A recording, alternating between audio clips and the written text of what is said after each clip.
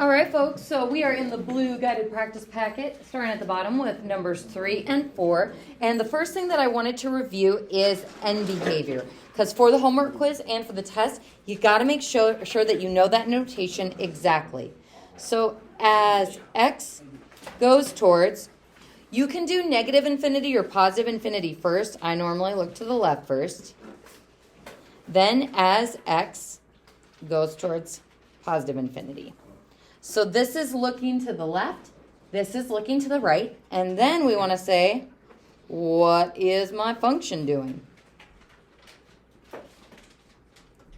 So this notation that we have just written is going to be the same for every single function that we look at. And what we need to fill in then is the interpretation based on what the end arrows of our graph are doing. So as x goes towards negative infinity, or as we look to the left on our graph, what is our function doing? It's going up towards positive infinity. As x goes towards positive infinity, or as we look to the right, what is my function doing? It is plummeting down towards negative infinity. So folks, memorization-wise, this is one of the big things that you're going to want to make sure that you know for our test on Friday. Now, for the degree, we don't know the numeric value here, but do we know whether this is even or odd degree? Odd. It's doing the dance, so odd. What about the sign of the leading coefficient? Since our right arrow is going down, our leading coefficient is negative. Now, number of real zeros is our x-intercepts, our real ones. So, uno, dos, tres, we've got 3 of them. Now, the y-intercept for this one, it's not exact. So, just give me your best decimal approximation and say that's about at 3.2 or 3.1. So, 0, yeah, let's say 3.1. 3.1. Writing that answer as a coordinate so that we know y-intercept means number for the x. Do you have a path? So then what about maximums and minimums? Do we have any?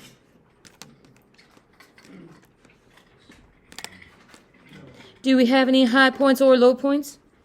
Yes. We do. We've got a low point right here. And would that be a relative or an absolute maximum? Relative. Relative minimum. My bad. I can't. It's hard to see the thing. So that would be a relative minimum. Sorry about that. So relative minimum here, not absolute, because this graph continues to go lower and lower and lower, a lot further down from that minimum value. It's still a valley. We still report it out. So it is a relative minimum at, whereabouts is that? I'd say -2, -1.2. And folks, again, I'm not going to be super duper picky about exactness, but I wouldn't say like -1.5 is accurate. Yes, question. Yeah. So -1.5 wouldn't be accurate, but -1.2, -1.1, that's all good as far as that min value goes. So then for our maximum, do we have a high point on here? We do. So up here, we've got a high point maximum. Is that relative or absolute? It's relative. So it's not the absolute reigning supreme highest point because this part of the graph continues to go up, up, up. So it is relative. The coordinates of that, I don't know, probably the y, same as the y-intercept. So 0, 3.1.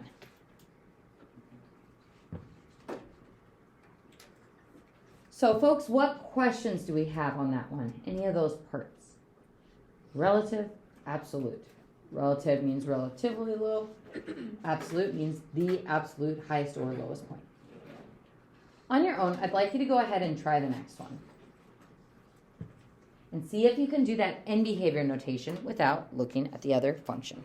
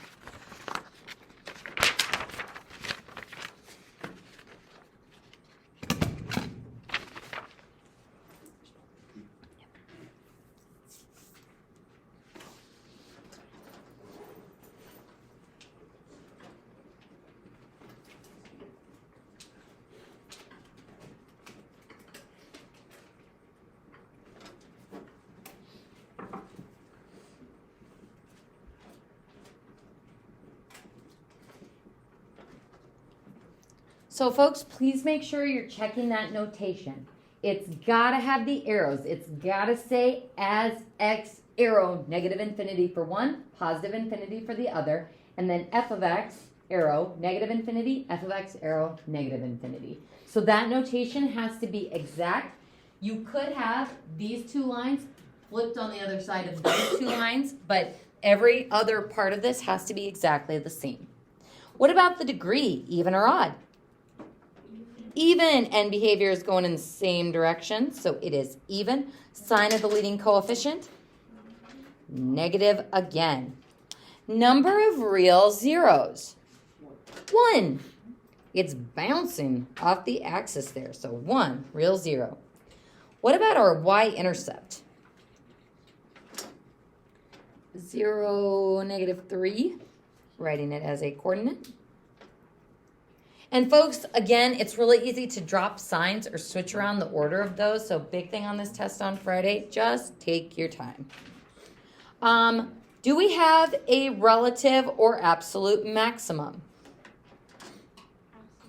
Absolute. And the location of that is at negative 2, 0. So absolute, negative 2, 0.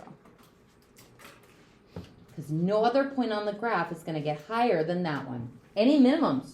No. What about that y-intercept? Is that a little valley? Nope. It just keeps going down along that interval, so no minimums at all. How do we do on that one? You're on the end behavior notation? Alrighty, so moving on to the next page. Let's do number 6. And just taking a peek at the previous problems that we had done like this, there's a few different ways you could start these problems, but usually I kind of go in the order that we were doing those other ones. What's the degree? What's the sign of the leading coefficient? What are my end behavior arrows going to look like? What are my x-intercepts? And then what are my y-intercepts? What are those exact points? So we'll start this one together. Starting with the degree, the first thing we should ask ourselves is this in factored form or standard form? This is in factored form. And for factored form, you add the multiplicities of the factors together to get the degree. So this has a multiplicity of 1. This has a multiplicity of 3. The 2 does not count towards the degree. So I don't think we really talked about this yesterday, but coefficients don't have a variable associated with them, so they're not going to count towards your degree or the highest power you would get if you were to FOIL or distribute expression all the way out. So our degree for this one would be 4. So we know exactly what the degree is, whereas on the previous page, we're like, well, based on the end behavior, it's just even or odd. So this one we know exactly is degree 4, which makes it even. Our leading coefficient is positive. So that means our end behavior is going to be going up and up.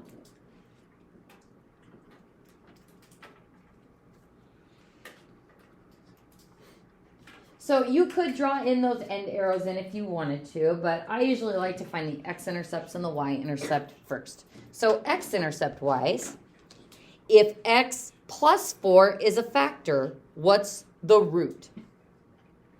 X equals negative 4. Always opposite sign from root to factor. And if x minus 1 is a factor, then x equals 1 is a root. And how is it going to behave at each of those roots? They both have odd multiplicities, so we will say they will both cross. Technically, that 3-1 would wiggle or curve through that point, but we're just going to do all of the odd ones as cross. I'll put a small wiggle. So -4 is C for cross. +1 is C for cross. And again, as far as what that wiggle or curving through looks like, it looks like the center of a cubic function. So it's not just going straight through like a line, it sort of curves into it and then curves out of it. All right, folks, any big questions on those steps so far? Who's our last point we need to find? The y-intercept. Let's go ahead and do that up here. So our y-intercept is 0 and a number. So we're going to take 0 and we're going to plug it in for x in the equation. So y equals 2 times 0 plus 4 cubed times 0, not x, 0. That's a terrible 0. 0 minus 1 to the first. So we've got 0 plus 4 cubed and 0 minus 1 to the first. So following PEMDAS, we'll have 2 times 4 to the third is 64. Ouch. And then -1 to the first is -1. And that gives me -128. Whoa! Do we love this point? Yes. Not especially. Why don't we like it? Well, because we can't really graph it. I don't really want to count down 128 tick marks in the negative direction. I'm sure you guys don't either. So what we do for our y-intercept is we show that down here somewhere we'd have -128, but we're not going to hit that point in the scope of this window. So let's go ahead and draw in our up, and behavior, bless you. And again, if you wanted to draw it wiggling here, it'd be going into that point. And then it heads for that y-axis, and then it just goes way off the page, gets super steep, and eventually hits -128. And then it comes out over here on the other side of the y-axis and crosses. That kind of looks like a wiggle too, but that's okay. And that's about what our graph would look like. Maybe, maybe not exactly. Let's see how close we are. Don't forget that you can check yourselves on your calculators with these. So 2x plus 4 cubed, x minus 1.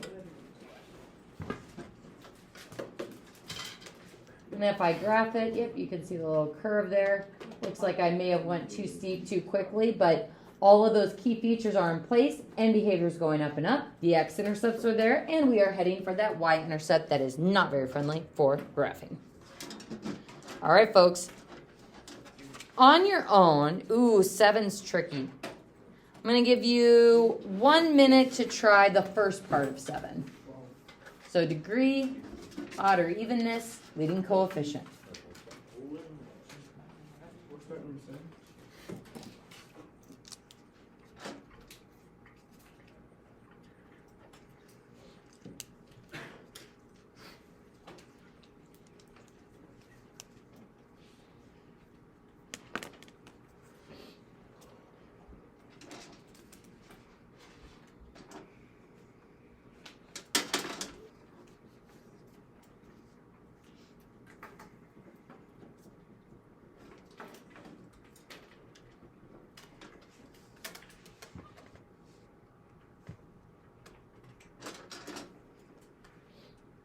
The degree is the sum of the multiplicities. Folks, it's not degree 2. Can anyone explain why? Yes? 3x. Because I've got another variable there. That x counts towards the multiplicity because it is a variable. Now, if you're like, that seems fake, but okay, Mrs. Cairo. We could rewrite this as -3 times x minus 0 so that x looks more like a factor. Then it looks more like factored form. Then it's like, oh yeah, I guess it would have an x-intercept at 0, and that would have a multiplicity of 1 contributing to our x-intercepts and contributing to the degree. Folks, I actually want to show you this to do a throwback to that zero product property that we talked about yesterday. When we are trying to find x-intercepts, we want to find a number in 0. What I have done here is plugged a 0 in for the y, in for f of x, and we would be solving this. If I have something times another something equals 0, one of these somethings has to be equal to 0. That's the only way we can get a product of 0. So this one says x equals 1. There's a root. This one says x equals -2. There's a root. And this one, if I divide both sides by -3, can I divide 0 by -3? A lot of times students are like, ooh, one of them's undefined, but I don't remember if it's 0 divided by -3 or -3 divided by 0. If I have $0, can I divide it amongst all 30-ish of you? What's 0 divided by 30? How much do you each get? You get $0. So I can take 0 and divide it into equal parts. You can also verify this on your calculator. 0 divided by -3 is 0. It's -3 that you wouldn't be able to divide into 0 parts. So folks, this gives me a viable solution, and that viable solution is 0. So this is why that x term contributes to the degree, and this is why it ends up giving me one of my solutions. So our degree is 3, so make sure you count up all the variable multiplicities. So variable term multiplicities.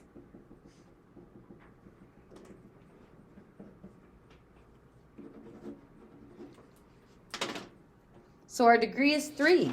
That means this is odd.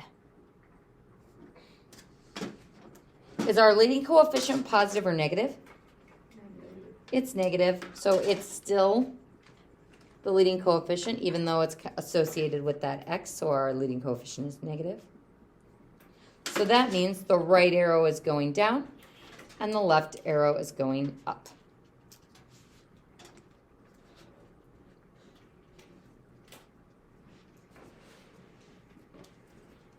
Since each of these factors has a multiplicity of 1, they are all going to cross at their corresponding x-intercepts.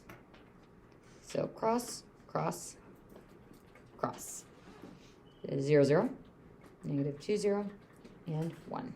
All pretty close together. So we're going to curve up over here. We're going to go down. Oop, y-intercept. Better find that first. And, ooh, we kind of have run out of room here. I'll show our y-intercept work here anyway. Your y-intercept is 0 and a number. So plug in 0 for all those x's. Actually, let's go ahead and just do that right here. No, we'll do it. So y equals -3 times 0 for that first x. And then times 0 plus 2 for the second one, and then 0 minus 1 for the last one. Folks, what product is this going to give me? 0, because I got that -3 times 0, and times 0 plus 2 times 0 minus 1. As soon as I have that times 0, my y is 0. So my y-intercept is 0, 0. When your origin is one of the solutions, it is both the x-intercept and the y-intercept.